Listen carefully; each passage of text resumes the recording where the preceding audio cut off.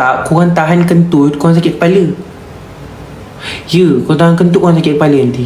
Jadi lepaskan aja. Tak kisahlah bau dia macam mana, kau lepaskan aja. Kalau kat dalam kereta, lepaskan aja.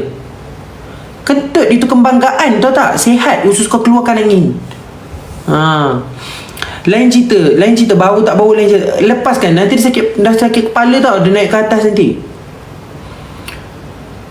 Kau dah buat video paranormal. Kalau dalam mall orang pandang Wahidah, kalau dekat dalam mall, Wahidah janganlah kentut dekat, ambil muka orang kau kentut depan tu, Wahidah.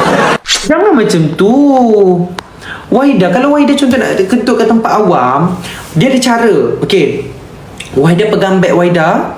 Okey, lepas tu Wahidah macam pegang handphone, kentut je waktu tu sambil jalan. Ataupun waktu tu macam hello, macam ni, kentut sambil jalan. Macam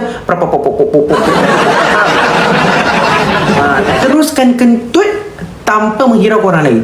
Biar orang tu yang rengsek dan merisaukan bau ni datang daripada mana. Wahidah dengan Wahidah saja. Contoh Wahidah ambil handphone macam hello. Ya, dia macam nak macam tu. Biasa je. Wahidah jangan macam pergi ambil muka orang tu, akak saya nak kentut, akak nak bau tak? Ya, bau tak bersalah je, relax je. Lepas tu contoh Wahidah macam tadi, Hikmah beli, contoh nak beli langsir ke, nak beli apa tadi kan, dah kentut kat mall. Tiba-tiba Wahidah macam terbau, macam busuk betul kentut aku ni, macam tu. Wahidah macam betul bau tahi siut.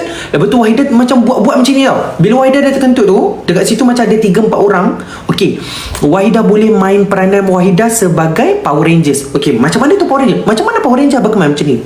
Bila Wahidah dah kentut, dalam lingkungan tu dah ada bau, Wahidah buat tutup hidung macam buat macam tu. Okey, macam bau apa ni? Macam tu. Wahidah buat je macam tu. Macam buat macam Wahidah mula-mula macam kau kentut kau weh. Buat macam tu, faham? Faham? Jadinya orang tak akan detect Wahidah. Macam Wahidah buat bau kat orang pula. Wahidah buat bau kat mak Wahidah ke, kakak Wahidah ke, kawan Wahidah ke, macam ibu kentut ke? Bau apa macam tu. Jadinya Wahidah terselamat, maruah Wahidah tak tercalar.